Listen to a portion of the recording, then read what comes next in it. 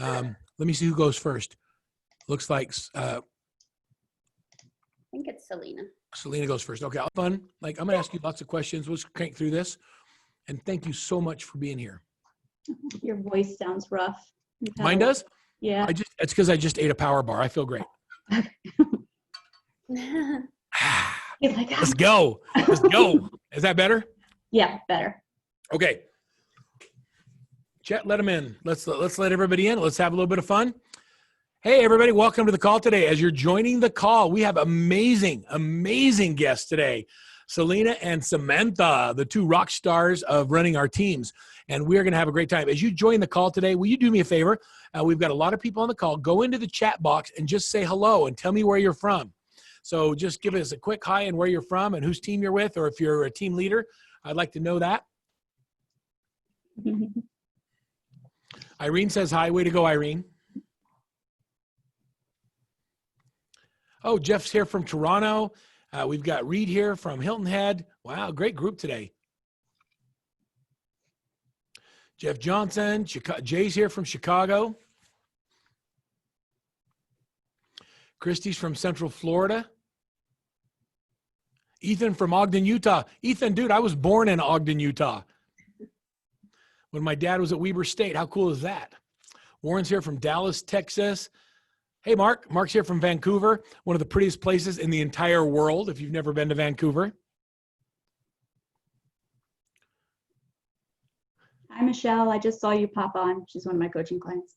Yeah. Hey, John Patrick's here. Good to see you, John Patrick. Tina's here. Great. Sean, cool group today. All right. All right. Oh my guys, I don't mean to put any pressure on you, but this is a pretty significant group of people here. We just can't suck. We have Rose. We're just gonna have to step it up a notch. Reed Brenton's here. A lot of great clients and also people that are potential clients that are on the call today. So let's just get into this. Let me see if I can share my screen. I got to try something for a minute.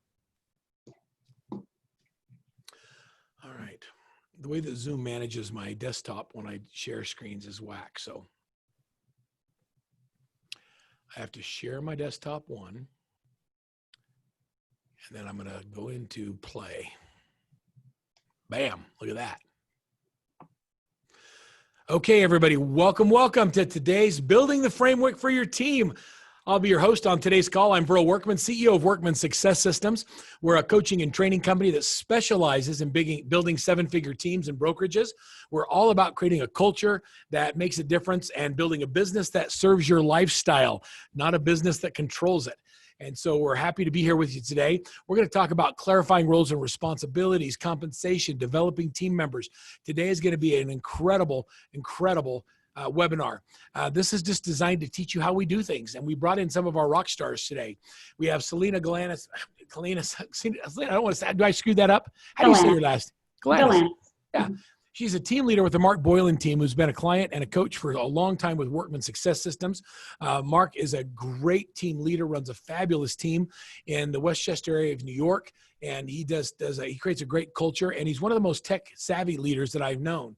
And every time I look at why Mark is so great, he always points to Selina and says, this is why. And she's the one who actually runs the thing and gives him the opportunity to do what he loves to do the most. And it's really fun to have you here, Selina. Thank you for being here, and we appreciate you. We also have with us Samantha. Samantha is the Chief Operation Officer for the Christy Buck team with Infinity Real Estate Group in Pearland, Texas. Now, Samantha started out as Christy's nanny, then became her assistant. Now she runs the office, and she doesn't run the office in a small way. She is large and in charge. Christy, I think, works for Samantha now. I got to keep her in line at times. It's tough. You got to keep her in line at times right now. We appreciate Samantha being here. You know, both Samantha and Selina, what's really interesting about both these ladies is we create things at Workman Success Systems. I like to say that we use the wisdom of the crowd, and that we put things out to the crowd. The crowd always improves on the systems, makes them better, and then we share them with everybody else. Both Selina and Samantha have just been a big part of that crowd. Matter of fact, when I go in and look at their trackers and I look at some of the systems that we've created for them, I am always blown away by how much better they are. And I look at them like, wait, well, ours doesn't look like that. And the next thing you know, they've improved it or changed something. And that's part of the culture that we create at Workman Success Systems, is this giving culture of trying to make things better. I want everybody to stay to the end of today's presentation. Take a picture of the slide right here. We're going to give you some free stuff. We've got some tools and resources that will really make it a lot easier for you to run your business. And if you go to workmansuccess.com/your-team-roles, it'll give you the ability to download this. Now, we're changing our database from Infusionsoft to HubSpot. And all of you are in our Infusionsoft database. And the only way for you to move to the new database is to download something new. And so all of our new events and the new things, just opt in and make sure you're subscribing so that you see the new things that we're doing. So I encourage you all to do that and be part of the new program. So Selina, let's jump in real quick and let's just start with you. Will you tell us just a little bit about the team, tell us a little bit about your business, and then we'll talk about the systems and how we run things. You bet. I started with Mark almost 6 years ago, and sort of in a much different position. I was very much a techie person as well, and he hired me to build some workflows for him. And over time, that sort of transitioned into listing manager, then operations manager, sort of grew. And most people get a little bit confused because my title is team leader now, and most of the time the team leader is the person who owns the company. And we, over time, just kind of figured out what worked for us. So the idea was to take that burden of running the business and running the team, and he was our biggest listing partner. He listed a high level, and to take as much off of his plate as possible. So over time it kind of grew, right? We started building up what we wanted to do to make sure that he wasn't dealing with administrivia throughout the day. And we've started to do it at a pretty high level. You can see here we've got a fairly good sized team. Several of you say vacant now since COVID started, but we were pretty full there. So we run a great admin team. Everyone has their specialty. We're very specific about hiring people for what they're good at and what their skills are, with closing managers, listing managers, currently hiring an executive assistant if anybody knows anybody. And I was just looking at this chart saying this is a great recruiting slide. I love that you're doing that. We're offering a Brilliant. referral fee if anybody knows anybody in Westchester, and virtual assistants as well, being able to do data entry in the back end. Then we also have listing partners that truly just list. That's their only job. And buyer's agents. We cover 5 counties. So the reason that you see as many here is that we're very geographically based here. So we hire based on the areas we get the most listings. And that way we can make that buyer agent very successful in their area. Love that. So talk about when you bring people onto the business. I'd like to talk about how do you decide who reports to whom and how do you bring people on and what your process is? Yeah, you bet. Well, I do all of the recruiting. It's something I really do enjoy. We're pretty stringent about who comes in. We don't take any part-timers. Everybody here is full-time. There are no hobbyists in real estate on our team. So I'm sussing that out in recruiting right from the very beginning and setting expectations. Sometimes hold on. Now, as your coach, I know the answer to this question, but have you always loved recruiting? And No. has it always been like this? No. There's still times that I struggle with it. I with managing the business, I tend to gravitate more that way. But in the last year, Verl, you would be very happy. I hired 11 new agents in the past. Well, actually 6 months, the last 6 months. So it was really about changing my mindset. No, I'm proud of you. And so I love that. And it's not that you didn't have the skills. It was that you had every excuse as to why not recruit, right? Every excuse in the book. Now, Samantha's never had that. You've never had excuses of why you can't recruit, do you, Samantha? Never, not at all. Me and Selina have never probably talked about that struggle. No, never. No. Well, I love the focus. So 11 new agents during COVID, right? So when other people are leaving and failing, you're out there going after people and looking for opportunities. And I think that that's one of the elements that separates the average from the exceptional, is that what we do when difficult situations occur. And when you lean into the business and you find opportunities, that's when you grow. And so congratulations on that. So talk to me about what happens when you bring somebody on. What's your onboarding process? I give them this first 30 days as soon as I can start seeing that they're serious about joining, because and you can't see it here, I'm sorry, it's a much bigger sheet. It's a big Excel spreadsheet with what those expectations are for training. It involves like everything from the tools and what those expectations are with taking RealVolve training, workbench training, the knowledge center, BAM, everything that they have to do before I will allow them to handle, there it is, we're getting a little bit more there, handle any buyers at all. And they have to sign off. I have to see that they've completed it. And there's things like our CRM, exactly what to do, how to pull comps, things like that. So I want to make sure that they are going to be successful right out the gate. So sometimes I'll get an agent that will finish this in 7 days. They just power through, and that shows me that somebody that's really hungry and they're ready to go. And then sometimes it's a little bit longer as I'm having to teach them. So you'll see here, we require that they give us a mock offer, and we negotiate and we script practice with them. And the goal is to just really make sure that someone is ready. If it's a brand new agent who's never been licensed before, I actually prefer that because they don't have any bad habits yet. I'd rather that they learn from us right from the very beginning. But sometimes they are someone who's a little bit more experienced, and the feedback is very interesting. If it's someone who's been an agent previously, they're shocked by this amount of training. They're just amazed at what we offer, from BAM and Workbench and tracking their goals and tracking what they're doing every day. But they understand that we're trying to set them up for success, and that's really what we're doing. It's really interesting to me when you start thinking about the process you go through on hiring and onboarding. It's not accidental. The reason that your agents are successful isn't an accident. What's expected for your listing partners and buyer's agents from a productivity perspective? For a buyer's agent, it's minimum of 2 transactions a month. And usually it will take, because where we are, we're in an attorney state, it's a little bit different. It might take them about 60 days to get to that point, to get to a contract here. But the expectation is a minimum of 2. And Verl, as our prior coach, that we had people who didn't believe that was possible. People who've been an agent for years. And right now we have people doing 6 and 7 transactions a month right now. And for the first time, we're seeing that it's possible. Isn't that cool though? Isn't that fun to see them change what they believe is possible based on the activities they focus on? And so where do you get your greatest reward in leading people?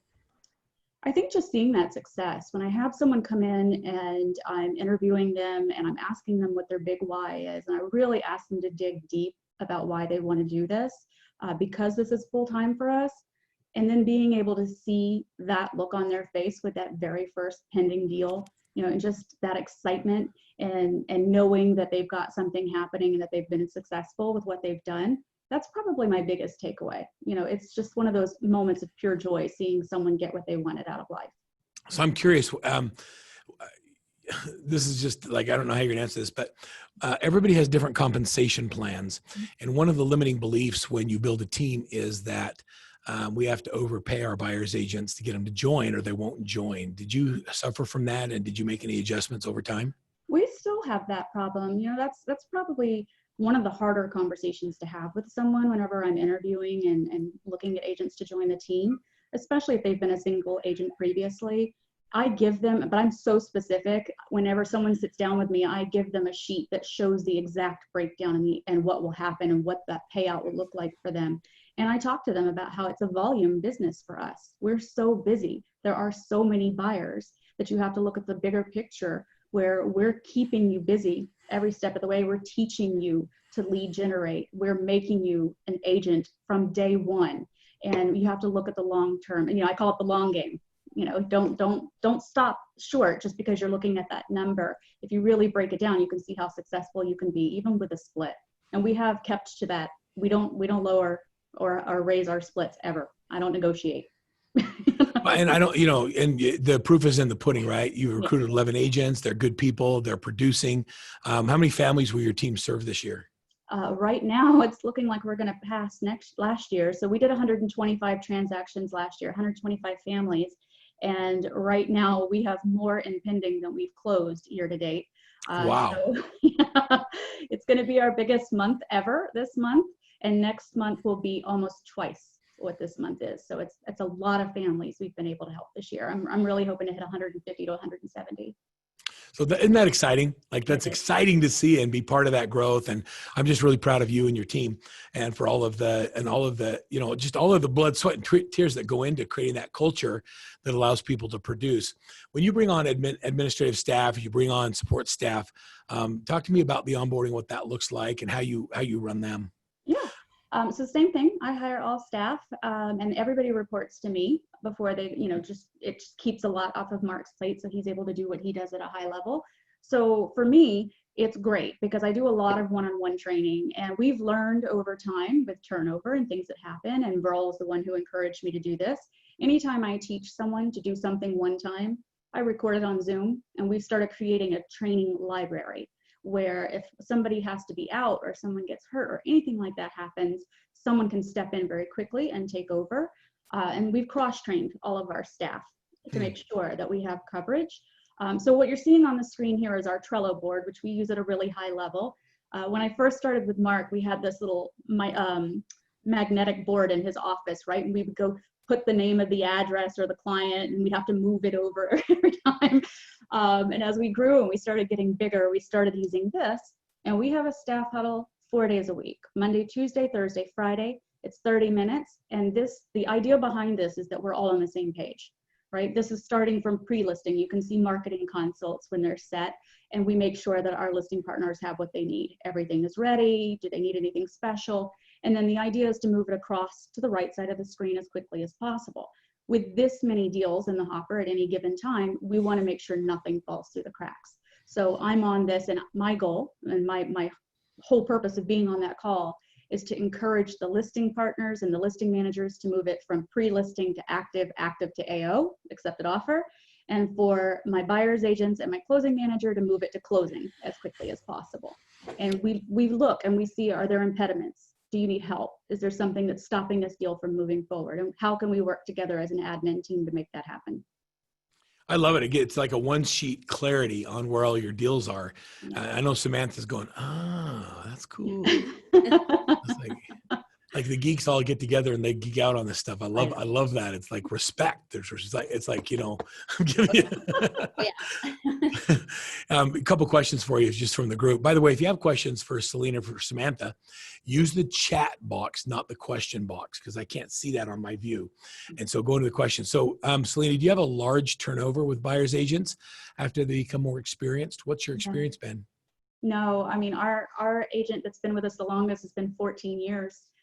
She's a buyer's agent. She handles mostly high-end transactions at this point, but she's built her own sphere and her own past clients over time. And she has no interest in leaving. And most of the time they don't. They receive such a high level of support from us that they feel like, I mean, for instance, that agent can go on vacation for 7 days, real vacation. Like, she knows she can leave and we will take care of her clients while she's gone. I have personally shown her clients many, many times. So they don't want to leave. We've built this culture of productivity and allowing them to have lives. You know, when someone signs up with me and they've been an agent before, they're like, gosh, you know, I just want to, you know, be able to have some me time occasionally, or go to my kids' play and things like that. And I can't do that as a single agent because there's no one to help me. And that's not the case with us. So most people don't leave. If they do, it's because something has shifted in their life. You know, they need to make a change. So, you know, you guys have had, you know, Mark's been not just a Workman coaching client, but he's had coaches his whole career. What kind of an impact has coaching made on the team and the business, like just overall? I think it's been pretty incredible. I mean, we had you as our coach for the first 3 years, so that was tough, I'm gonna be honest. But accountability is love, you know? And I would say, even myself becoming a coach last year at the end of the year helps me stay more focused on using the tools that we have. I mean, I think I fought you on using the Agile for 2 straight years. Like, I just was like, I don't see the point. Now, if you opened mine, it's got color coding and everything's got all of this crazy stuff and hyperlinks in it. And Mark and I meet every morning for 5 to 10 minutes, and we go over that Agile to make sure we're on the same page. So I think it's done nothing but help us work smarter. You know, we've really gotten, and as I'm coaching people, as he's coaching people, we've become better at coaching our own team. You know, it's just made us good at what we do. I love that. A couple questions here before we go to Samantha. One is, with experienced agents, how do you persuade them to only focus on listings or buyers? How do you keep that separate? Because, you know, when you have a repeat business, you want the easy money, you want those referrals. Oh my gosh, this is such a big thing. And, you know, sometimes I lose people because they're not willing to consider choosing one or the other. It's all about the value proposition. Again, I break out that paper and I show them like what you can earn from this and what amount of your life you can get back by focusing on just one thing. Most of the time, you can tell the difference between someone who can list at a high level and handle buyers at a high level, right? So the two are quite different. So usually I just have to break it down and say, listen, you know, your expectation is to make the call, get the appointment, and get the paperwork signed. Everything outside of that is being handled for you by administrative staff. You know, this means you can do more and more listings. And the same thing on the buy side. Most of I'm the gonna, time I don't have the argument with the buy wanting to list. It's the other way around. right. You know, it's funny. I'm going to reserve that question, ask the same question as Samantha and her approach to it. Cause it's, you know, everybody has kind of different views on how we deal with it. And when you have experienced agents and they start producing and, you know, you can't limit their opportunity. People that are good create more opportunities. So we have to figure out how to create more opportunities there. Another good question is, how does your team handle it when a team member's on vacation and somebody steps in to show or sell for them? That's Do a you great question. compensate them? Do you pay them? What do you do? It really depends. So typically what happens is they already have a relationship with someone and they will just swap. I'm going on vacation this week, I'll handle your clients, and while I'm away, you'll handle mine. Occasionally though, it doesn't work out that way. Someone might have to take time off unexpectedly and someone pitches in and we come to an agreement. I try not to get involved. I give them the opportunity to come to an agreement first. And if for some reason there's some sort of, you know, disconnect with how that someone doesn't feel it's fair, then I get involved and I help them to kind of come to a nice solution. Worst case scenario, we require everyone on our staff to be licensed and one of us pitches in. So from an operational excellence perspective, for someone who's starting a team or wants to improve their teams, how critical was the systemization of your business to the actual ability to grow? And where do you recommend they start? So critical. I mean, well, you know, Mark and I, we're both very systems oriented. So we try to take anything that we do and systematize it if we've done it one time. We've grown, you know, from real Volve workflows and things like that and making that help us work more efficiently and more smart, to, you know, using accountability trackers, things like the daily success habits and things like that, as opposed to having to ask someone. So we've sort of scaled up quite a bit just in the last couple of years. I think the first year I was with Mark, we did 62 transactions, and we had significantly more staff then at 62 transactions. And now we're going to hit over 125. And right now there are only 3 of us and a virtual assistant, and we're doing it at a high level. So we've gotten very smart about the systems. And I think if you can create some sort of system for anything that you do more than once, whether it be canned emails, workflows, drip campaigns, or whatever that is, you know, we like the term set it and forget it. That helps you, you know, it helps you a lot. Just like Ron Popeil's chicken roaster, you just set it and forget it. Yeah, we say it all the time. I love that. I remember seeing that for the very first time. He's like, he caused all our pain points. You ever have a long day at work and you come home and you don't know what to make for dinner? Just set it and forget it. And not only that, and he gives more value. Well, you've given tremendous value. And I love the way that you've created a business of set it and forget it. And congratulations on your success this year. And it's going to continue to grow. I'm going to, if you're okay, Selina, I'd love you to stay on. People are going to have more questions for you as we go in, but I want to make sure we have an opportunity to talk to Samantha just a little bit. Samantha, welcome to today's call. And thank you for being here. I'm going to just tell us a little bit about the Christy Buck team. Tell us about kind of your size and the families you serve, and then we'll get into how you make it all happen. Yeah, so I have been with Christy for 13 years. I think we just hit 13 years. Wow. I was just the 2 of us by ourselves for like 6 years before we met Verl, of course. And from then we slowly added a buyer agent and then another buyer agent. And now here we are, 5-6 years after that. And there's 28 of us total, 28 to 30, give or take. A huge portion of that are buyer agents. We do have 3 listing partners now. On the team, we've got a commercial department. We've got myself. We have a sales manager, Christy in my right hand, who's considered our operations manager, and then transaction coordinators, marketing, all of that. Last year, I want to say total with residential, commercial, everything, we did about 460 transactions. We're on target for July to do about 54 transactions in July alone this year. So that's a huge month for us. June wasn't too bad, was it? No, June wasn't too bad. I think we did about 10 million in sale volume in June alone. So that was a pretty big month too. I want to say we did right under 40 transactions, give or take. It's nice that it's grown and the team's doing well, and it's fun to see everybody producing. And so talk to us a little about your culture. Talk to us about your team's culture. So we are huge on our team's culture. I mean, every morning we huddle every single day, Monday through Friday, with everyone on the team, admin and agents. We say our core values. We actually talk, not just recite them. We'll say, hey, Lori, what are you doing this week to be unity? Or on the flip side, where are you struggling to be optimistic that we can help you? You know, we know we're not perfect. So we also try to focus on where we can improve on them. We also focus, you know, in our huddle on the scrolls with Augmentino. We pick one a year that we focus on, and then each month we study a different one. We do a thankful positive jar to where we're, you know, giving little shout outs to each team member, ask what our wins are. We try not to just focus on the transactions because, yeah, that's important, but it's also important to know how our people are doing and how we're all doing together. I love that. Do you have a hard time getting people to participate and join in? You know, we did at the beginning. We definitely did. But now, if Christy and I don't have the huddle, the team feels lost. They're like, oh my God, y'all went out of town for 3 days. We didn't get to see you. We're not huddling.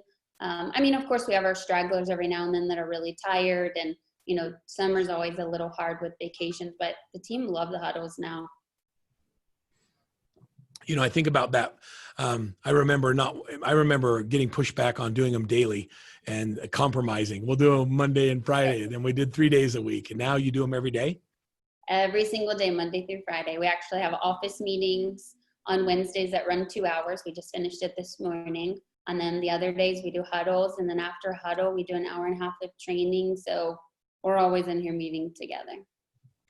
So I've decided that the way I'm going to measure success as a coach is if when the team leaders leave, the team huddles anyway. Mm-hmm. And like, that's how, as a leader, you know, you've created the right environment. And, you know, it's really fun to see when you guys are away at coach training or doing something different, that your team is huddling and they're getting together and they're doing the right things. And that culture, that is absolutely intentional. That's not something that happens on its own. You have to think about it and create it. Mm-hmm. Every day we have to work on it. Very, very, very fun. So this was kind of new. We, you know, at Workman Success, we have a lot of tools and resources. We created a perfect week for like a buyer's agent that says, okay, here's what you do every day. Samantha's taken that and kind of ramped it up and changed it around a little bit. Tell us about your new perfect week schedules. What's the purpose of it? How do you use it? So every single person on our team has to have a My Perfect Week. We preach it every single day. And it really is just helping them with time management. I mean, even our client care coordinators, because they're juggling, you know, processing files for 10 agents, plus we have them helping with events and social media. So we sit down as a group every morning in huddle and we'll say, okay, what's this week's agenda? What do we need to do this week? And that's how they map it out. They kind of have a rough outline of, they know what they're doing every single week, but then weekly we go in here and we take these and they fill in those important things, because otherwise it's easy just to get caught up in their pending files or in busyness, but we're never moving forward on tasks if we don't make that time for it. So we said everyone needs to have a My Perfect Week, not just the agent. So this is your time blocker. So this is where they schedule out in advance what they intend to do. Mm-hmm. And then where does the accountability come in? Do you actually look at what they actually did? Yes. So I personally have, so every morning in huddle, we're talking to everyone about what they did. They actually have to turn these in weekly. Not only do they have a My Perfect Week, almost every team member has a daily success habit, not just the agents. The admin have to fill one out and they turn it into me. I have a folder on my desk that just says admin accountabilities. Agents go into Workbench, and we're constantly talking about it every single week. And then every Monday, I do a business leadership meeting with like our lead admin, and we talk about these same things again. Yeah, interesting. So what happens? So there's several questions that have come in, but this one ties right in. So what happens when they don't do what you ask, or they don't follow their perfect week, or they don't do their daily success habits? How long do you work or develop with them until they either get on board or get off the ship? So we also take into consideration what's going on around us, right? Like our admin, for example, we just launched RealVolve. So every single day they had tasks they had to do to get RealVolve done. But we also know they're processing 60, 70 files at a time. So in instances like that, I'm talking to them daily, and if they're overwhelmed, I can hand that out to their admin, myself. I'll get in there, help them, Christy. If it's something that's we're constantly seeing they're not doing what we ask, they're just, you know, not really putting in the work, then at that point we usually put people on probation. And if that still doesn't work, then we've decided they're not a good fit for the team, and we free them to go share their talents elsewhere. Samantha kind of does the opposite of what we teach. So we teach hire slowly, fire quickly. She hires slowly and fires slowly. Yes, I do.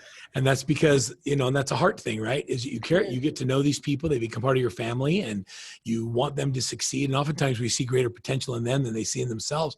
And it's hard to just kick them down the road. It's not a cold, hard business. And so, if I could answer for Samantha, it would be after we give them every opportunity to succeed and they still don't work, then it's time for them to share their talents with others. But she errs on the side of giving them every opportunity. Absolutely. I do, to a fault. And so this is from David Rollins. He asked a whole bunch of questions. But let me just start with the first one is how technology changes, knowing how technology changes, how do you deal with your CRM, the website, the tools, all the things that come out constantly? How do you know what to implement, not implement? What's your process in figuring that out? So we have a marketing team member that's full-time, also all of our admin. Actually, I sat down with our listing team this morning as the listing market is evolving and open houses are no longer physical. We're doing better virtual, and it's just paying close attention to the market and not being afraid to try things. I mean, we've got 25 things on our listing list that we want to try. This morning we said, let's pick the 5 that we feel after researching are going to give us the greatest return. Let's try them. If they fail, let's go to the next. If they do well, then let's keep it up. It's just constantly paying attention to what's going on, not afraid to try things. We always say, let's try it for 30 days. If it doesn't work, we tried. It's better than not trying and not getting any further. Yeah, I love that. We try things. The other thing is the wisdom of the crowd. How does that play into what you try and don't try? We have a lot of people that are trying new things all the time. Absolutely. That's the one thing I love with the Workman family is we're constantly all communicating. We can reach out to any of them. I mean, Selina and I talk often about what Selina's team working, where her struggles are, where can we adapt. Bernie Timms is another. I spend a lot of time each week on calls with him, and it's just nice having that family to reach out to and get through it together. Yeah. We all have the same struggles. Love that. And I love the thought process that goes into that and plugging into everybody else. Selina, both you and Samantha, do you allow your agents to work from home? Now we'll talk COVID and post-COVID. Okay. So during COVID, we all worked, but we were not allowed to come to the office. That we were given 7 days notice that we were going to be shut down. And pretty much right from the very first day, we sent everyone home except for Mark and I, as we kind of prepared to shift the business to a virtual, situation. We are permitted to go back now, but we're still allowing most people to work from home right now because we've learned to do it at a very high level since March. And only because a lot of us have kids that currently have nowhere to go, so we're making it work. Mark goes in every day, but he could walk to the office from his house, so it's very easy for him. But typically, we won't allow a Zoom huddle. If it's pre-COVID, you're required to come in. You have to have a really good reason not to show up. And it's a little bit tough for us because we're located in one office and we cover 5 counties, and that can be quite a stretch for people. But most of the time, they get so much value out of the huddle and out of the opportunities that we give that they drive in. They don't mind. Yeah, Samantha, what's your philosophy on that? Yeah, I'm with Selina. During COVID, of course, we switched everything virtual because we had to. But other than that, every day our team has to be in the office, at least for huddle. Now, if the agent is producing, they have to be doing at least 3 to 5 transactions a month consistently. We do give a little flexibility on them working from home, but they still have to come into huddle. That's still, no matter what you produce, you have to be at huddle. And then if they choose to go home and prospect, it's fine. But if you're not hitting that 3 a month, you're in the office every day, all day, learning, prospecting, scripting, whatever, unless you're out with a client. Otherwise, you're in here. They kind of have to earn that right to get to stay home, because we realized it's too easy as an agent to just, wake up in the morning, goof off, get ready. Before you know it, it's noon. You haven't accomplished anything. But by them getting up and having to be here for our 9 a.m. huddles, they're getting in the office. They're being held accountable. It's just a different environment, and they're more successful because of it. All right. So I was in your Agile just a couple of days ago, and you didn't have a date by your listing 60 listing appointments. So way to update your Agile for the call today. Thank you. Yeah, we've been working on that hard this last week. So let's talk about it. So let's talk about what we're looking at here. This is Agile project management. Explain how you understand it to the audience and how you use it and what it does for you as a team. So Agile, I live in Agile. I don't know what I would do without it personally. Agile is basically a company project management, and is how I describe the backlog. It's everything within your company that you want to get done, whether it's today, it could be 6 months, could be 5 years down the road. We do what we call a data dump. We list all the projects here, and then Christy and I sit together and we decide from 0 to 1,000 what's least important, what's most important. Obviously, money-making activities go at the top, which I tend to struggle with at times because I'm very operationally mindset. So as we're listing these out, then we sort it. And we say, okay, we're taking the top 4 projects at a time, ideally, and those are the ones that we focus on. Once we take those, so listing appointments 60 per month is our goal right now, then I go map that out. There's another tab and it's a sprint, and I list every single thing out that needs to happen for us to do that. And then that's what we're meeting on in our BLT meetings and our huddles. Hey, should we show it? Let's go and do it live. Let's just show it. Sure. Let me see. It'll take me just 1 second to open it up. Well, I'm just going to show it. Absolutely. Let me get my mouse to. I would say while you're opening that, a big tip for those listening is, because I am operationally mindset and our team leader is very, the sales side driven, make sure you're sitting with your team leader every day to review that Agile so that you all know what your number 1 priorities are. Make sure what's funny is, we've had many coaching calls, Samantha, where I've looked at your Agile, and the things that would drive me crazy was all the operational things enlisted in priority, and that Samantha or Christy was the project owner on everything. And when I look at yours today and I see how few times your name is on there and how few times Christy's on there, I know that we're developing great leaders, because your jobs as leaders is not to do tasks, but it's to remove impediments. And so this is like a proud dad moment. Like, I really am impressed with what you have going on here. Still too many projects with dates, but I love the flow, and I love that you lead with revenue. Number 1 thing on here is 60 listings. So which one should I look at? Which tab? You can go to, so it says new 60 listings per month, or you can go into my hiring 9 agents. Either one of those are.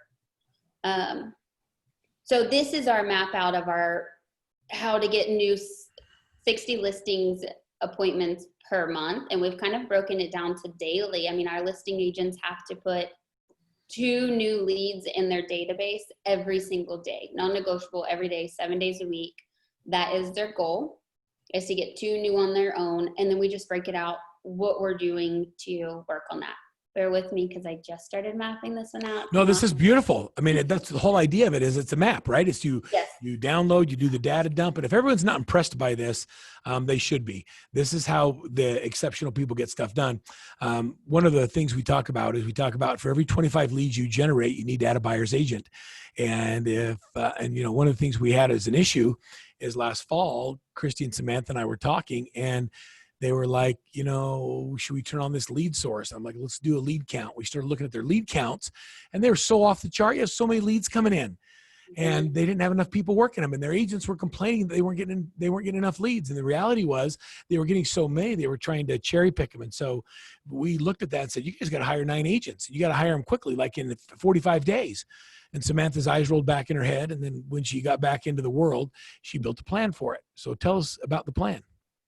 Yeah, so when Verl gave me, I think it was 30 days to hire 9 agents, after I had a slight panic attack, I said, you know what, we can do this. So sat down and literally just mapped out everything I could think of. Even further down, you can see at my first mind map, and then here's my new one.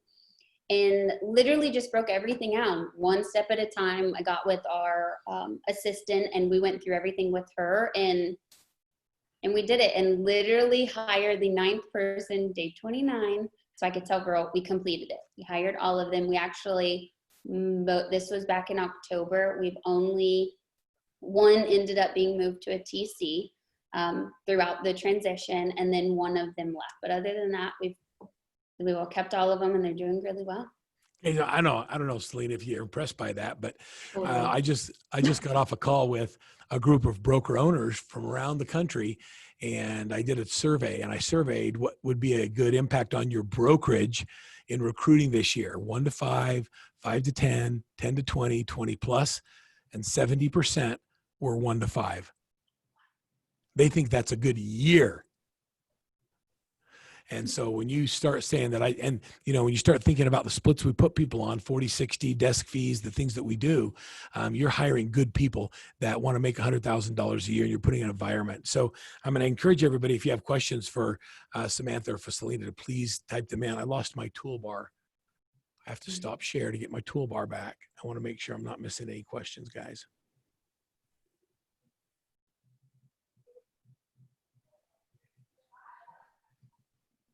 When you do, this is a really good question for you, for Samantha, and that is when you're doing these weekly planning sessions where they're doing their perfect week and their daily success habits, do you come across as micromanaging them and babysitting them? At the beginning, I think if you have the right mindset, no. We have had people in the past that felt that way. But I think the team understands, like, accountability is love, and they're the ones that set their goals. They're the ones that sit with me and say, that I want to do 45 transactions this year. I want to make 150,000. All I'm doing is holding you accountable for your own goals that you set. I mean, it like literally upsets me if they're not hitting their goals, and I make it my life mission to help them. So at first it's growing pains. Definitely. It wasn't day one easy, but now they're appreciative of it. I mean, this whole week we're doing quarterly reviews, and the agents, they love it. Like if they get left out, they're like feeling like something's not right. Oh yeah. And they want to know, they're like, oh, well, where is so-and-so at this time? Like, how am I compared to her? And they're so competitive, but they're so close to each other. I was going to ask you that. How competitive is your team? Oh God, we run contests every single month, and everybody's constantly fighting over who's going to win. And so with the number of agents you have, when you first started building the team, you and Christy could mentor everybody. How do you do it now when you're adding, 10 people or 9 at a time? So now we do mentor partnerships. So every seasoned agent gets assigned a mentor agent, and they do get paid for that. It's a smaller split, that first 10 transactions a newer agent does, but they have that mentor agent literally glued to them. And I personally use Agile for myself. And then we have Asana, which is what you see on the screen. It's like a smart Agile. So we have this built out for our sales manager that says, okay, week 1, this is what needs to happen with the 2 partnerships, like Melanie and Leanne. Week 2, this is what they need to cover. Week 3, this is what they need to cover. And we always want the team to feel like they have somebody to go to. So that agent calls their mentor agent first. If they can't figure it out, they call Susan, our sales manager. She can help. They call me. I can help. I call Christy. So I love that, because you've created a tier that allows people to get the support they need with someone who's most likely to be available to them. As you've gotten busier and busier, you just can't be all things to all people. And a lot of people are afraid of scale, and they're afraid of growth. And now you're seeing what you're seeing here, folks, is you're seeing what leverage really looks like when you utilize technology and human resources to create leverage in your business. This is kind of a fun tracker. Let's talk about it. So I love that. I feel like I love everything technology wise, but so this is what we use for our quarterly reviews, and I'm tracking this constantly. I mean, every single day. But when our agents sit down and they say, my goal is, for example, Melanie's 41 transactions this year, I want to make 175,000 after her split. Then we take the market trends of what's going on in our MLS, and it calculates it, and it tells her, well, I know January is not going to be as busy as July. So I can't just take 41 divided by 12. So this comes in here and tells her, okay, Melanie, to hit 41, you need 2 in January, 5 in June, 5 in July. And so now I have a goal, but then we can measure it. So when we sit down at quarterly reviews, I can say, okay, your goal was 15 this quarter. We actually did 13. So that's great. Let's see what worked. But what are we going to do next quarter? Because next quarter goal is 20, but we need to add those 2 others that we didn't quite hit. It's not oh my God, you didn't hit your goal, you're failing. It's, we fail up, you did amazing, but what can we do to do better and keep you consistent? As you can see, she had a rocky April, May. This was COVID, but it was also, we hired her an assistant. in March, her own full time. So she's training those 2 months, getting her going. And then look at her June, now that her and her assistant are, I mean, they're cruising along. She's got 11 impending right now. So I love Melanie, and I love Melanie because she's one of the ones that was like, 2 deals a month. I can never do 2. I'm already too busy. Yep. And so what a fun thing to see her grow and to see her change the financial outcome of her family. It just changes her whole life when you see them have this kind of growth. And it's just fun to see. It's so exciting. Like, I get really excited when I see stuff like this. By the way, this is part of a Workman Success business plan that we do with all of our clients. And it's part of our standard coaching process, is teaching you how to set goals, dream goals, stretch goals, and then give people the feedback. I've changed accountability. Like, the word accountability to me has so many negative connotations to it. It's really just creating awareness. And when people are aware and they know where they're falling in place to where their goals are, they change their behavior. So accountability is love, but even more importantly, accountability is awareness, where you track the things that create awareness. So you have measuring sticks. That's all. If I'm aware, then I change my behavior. If I know that someone's beating me in a contest, and I'm going to change. I'm going to get up earlier. I'm going to stay later. I'm going to make more calls. I'm going to get more points. I'm going to do whatever I have to do because I don't like to lose. And so that awareness creates self-accountability. And that's really the key to this, to the great growth process that you have. Fascinating. So let's talk about your training process. So every single team member on the team, every department, we have a training manual for them as a whole in our operations manual. And then we just started building an online training platform for the company. So when they hire on, they essentially get a binder, virtually and paper. And this is included our sales partners. I mean, they've got checklist after checklist of everything that we want them to learn. But I don't just say, here, go learn all of this. It's, here's your training packet. Inside the training packet, it has links on what we want to cover in that particular section. Here's the training videos to go into Workman with AMP, SLAM, BAM. There's so many learning tools with Workman we've put in there. And then here's our company training video in addition to that. And then here's how we want you to apply it. After they do that, then they have to sign off with our sales manager or operations, depending on which role it is. And then we'll launch them. I love that. You know, every team, they get to a certain point where it's just time to get somebody to come help you with the leadership role. And hiring a sales manager wasn't easy, was it? It's been my hardest hire for sure, myself personally. Selina, do you agree with that? Agreed. Yeah. So it is, because you've got to find someone that matches this personality, that knows and has intelligence in real estate, but is okay working for a sales manager salary and developing others. And it's a very unique combination of people. And so this is their job description that she uses. Talk about the 4 pillars of success. So when we're building our business plan, gosh, third quarter, we start it for the next year. And our agents are talking about, I want to do 50 transactions. I want to make it 200,000. I'm like, okay, that's great, but how? And they're like, well, I'm going to work leads. I'm like, okay, but how? Like, that's too vague and we can't measure that. So what's something we can measure? So Workman has taught us, let's do 4 pillars of income. And not everybody's are the same. The first year they usually are, because they don't know what to put. But so as they're mapping this out, my brain thinks like probably an English paper. So I have to map it out further. So I'm like, okay, open houses is a pillar. Well, that's great, Melanie, but what are you going to do? She's like, well, I'm going to go hold open houses. I'm like, but how many and which ones? And, you know, what are you going to do after the open house? So they literally map it out to say, I'm going to do a builder one. I'm going to blog every single week. I'm going to host a Facebook Live. I'm going to hold 2 listing open houses a month. This is what I'm going to do after. This is how I'm going to do online. We just want them to narrow it so detailed. And then every quarter, they focus on 1 pillar as their primary. And then if they're newer, we kind of do it as 1 pillar a quarter. The next quarter, they're in a good routine with that one. I just add a second. Then you have things like COVID that come along that we're not planning. We put these all on hold, and then we created a COVID pillar. Right. So when they build their pillars out like this, Samantha, who pays for the marketing? You know, your agents are on basically 40-60 splits. Who pays for the marketing, all this admin staff? What does that look like for you?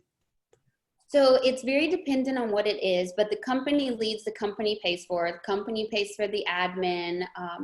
The admin have ranges of what they can and can't help the agents with as far as delivering their gifts and things like that. The company has really found the more we help them, the better the agents do. and they stay with us long term. But so all of our agents do top 50 events, and they pay for that expense. If it's anything top 50 related, their sphere, they pay for. But if it's a big company expense, we cover that. Yeah, I think that's really important to know that there's a lot of things that are covered by the team. That's the benefit of being on the team, like Boomtown, Zillow, things like that. Who takes care of that? That's the company, and then our vendor partners. I love that you said that. It's a collaborative thing. On Selina, on your team, who takes care of the marketing expense? We do. And then same thing, our vendors, we try to reach out to those as much as possible and get buy-in. It helps them too. Yeah, I love that. What am I looking at here, Samantha? So this is actually the same sheet that Selina uses. I got it from Samantha. It's a 7-figure document. So same thing, this is part of not only do our agents have their training book, they also have what I call their final checkoff sheet. This is everything on all the programs broken down very specifically that we want them to know. And we just tell them, okay, this week we want you to focus on, these are all the things we want you to know in our MLS. Go find someone on the team to teach them to you. Here's everything for zip forms, same concept. It just breaks it all down for them because we've learned through our mistakes. At the beginning, we assumed the agents knew everything, threw them in. We're frustrated because they're not producing. But then we have to look at ourselves and think, well, we really didn't spend the time developing them. So that's all this is. Really interesting. I think it's awesome. And this is just more of the same. Yeah, it's like kind of the workflow process, working through things. All right. So Samantha, if you were helping someone start a team or develop a team or create a higher level of have a higher level of success from an operations perspective, what are 2 or 3 things that you think are critical to your success? So I would absolutely say coaching. For sure, coaching is a necessity. If you're a team leader, you have to have an admin day one. Christy and I think extremely different, but we also work so well together that neither of us could do what we were doing without the other. And then I personally would say Agile, because Agile is just a project management. You don't know what to do unless you put it on paper, and then you start working towards accomplishing those tasks. Yeah, and I'm going to encourage everybody to just take a minute and ask questions. We have just a few minutes with Samantha and with Selina, so ask your questions. Make sure you take a picture of this slide really quick. I'm going to stop my share here in a second. So go to workmansuccess.com/your-team-roles, and you get a copy of our Perfect Week Scheduler, the team org chart, and then the checklist of how we move people through the process and who does what on the team. And these are things that are very, very valuable if you understand how to implement and use them in your business. I'm going to stop the share really quick just so I can see my questions and answer board. Mm-hmm.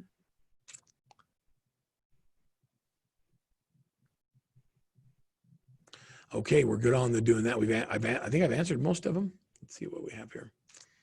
Okay, so talk about the hiring process, and I'll let you both talk about that. Do either of you use DISC or motivators, or what do you use in the hiring process? Go ahead, Samantha. Yeah, so we have a really pretty detailed hiring process. Whenever we map out what duties we need is what we decide on what position it is. And then from there, we get the ad out on Indeed, Monster.com, Wise Hires, a bunch of different places, but we also send it to our community, let them know. And then we just have our full hiring process. DISC is a huge part of it. We say it's about 25%. We're not going to hire solely on it, but we're also, we're going to use it as a determining factor. But in our hiring process, I think we also tie in that DISC as far as if it's an admin. I'm going to be very detailed with my expectations is, I'm going to send you the application in Word doc. I ask you to send it back in PDF by 5 p.m. And that kind of ties in those personalities also. Got it. Same. I would say probably about 25%. I always make the joke that I don't rely on it that heavily, because if so, Mark wouldn't be in the position he's in right now, because he doesn't get the traditional DISC profile for a lead agent like that, for someone running this team. But I do use it a lot. Like yesterday, I was interviewing several candidates, doing a pre-Zoom interview.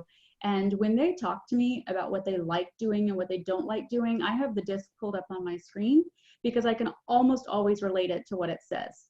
So if someone says, oh my gosh, I love learning and I'm so great at just going out and finding information, and I'm immediately looking at the motivators to see if their theoretical is high, because that's a typical indicator. So I want to make sure that what they're saying to me matches what's showing up on disk, because if it doesn't, it's not so much that the disk doesn't match the job description quite so much. Right. It's, I want to know if they're telling me the truth. And it's sort of my way of seeing that, right, while they're talking to me. So I do use it quite a bit. Yeah. So one of the things that, for those of you that are not Workman Success clients, every one of our coaching clients gets their own account with DISC Motivators profiles that they use as links when they do recruiting. And so when as a coaching client, we're very much involved in the hiring process. And for in the early stages, we do interviews with you. Our coaches will help you hire until, our goal is to train you to be able to do it without us. And so we get you to that point, but that's part of our standard coaching process. For those of you that don't have a coach that are on this call, what I would encourage you to do is when you get the series of emails that come as part of your downloads, make sure that you sign up for a free strategy session. Meet with one of my business consultants and just talk about where you are in your business and where you would go, where you'd like to go, and whether or not we can help you get there. What do you recommend to someone who's thinking about coaching? And we'll have final words on that. I would say do it. I mean, it's a struggle in the beginning because it's really difficult to realize that you have so many gaps. Sometimes you think you're doing great, and then you see a coach come in and they're like, okay, you know what, you could improve this, you could improve this. But we've grown so much since we've done it. And even now, as I'm starting to coach clients and helping them hire people, it's making me better at what I do every day, which is a huge improvement. And I feel really good about helping our team in the same respect. So it's a huge win. You really can't go wrong with it. And you develop such great relationships with your coach. It's a family. We become a family. I love that. Samantha, thoughts? Yeah, I agree. I would say don't wait. Do it today. I mean, I know a lot of people think they can't afford coaching. Our opinion is you can't afford not to. I mean, Christy and I were stuck at the same 55 transactions, 13 million sale volume for 6 years. And then fast forward 5 years after coaching, and we did 13 million last month alone. There's no way we could have gotten there without coaching. We needed that accountability, and it is hard, but it's totally worth it. Well, I love that. And I love that you're part of our family. Thank you for sharing so much and for being givers. I'd like to say that all your success is related to coaching, but I know the truth that the success is that we are just guides in the process, but somebody has to implement and do the work. And you are such great examples of people that have stepped to the plate and said, put me in, coach, and done the work. So I'm proud of you. I appreciate both of you. Thank you for all you do. And thanks for how much you share with everybody else that's in our systems and programs. So I wish you continued success. On behalf of Workman Success Systems and Selina and Samantha, Mark Boylan, Christy Buck's teams, have a great rest of your summer. Crank it up. Now's the time to engage. Let's see if we can help you go to the next level. Thanks everybody for being here. Everybody. Bye, guys. Bye.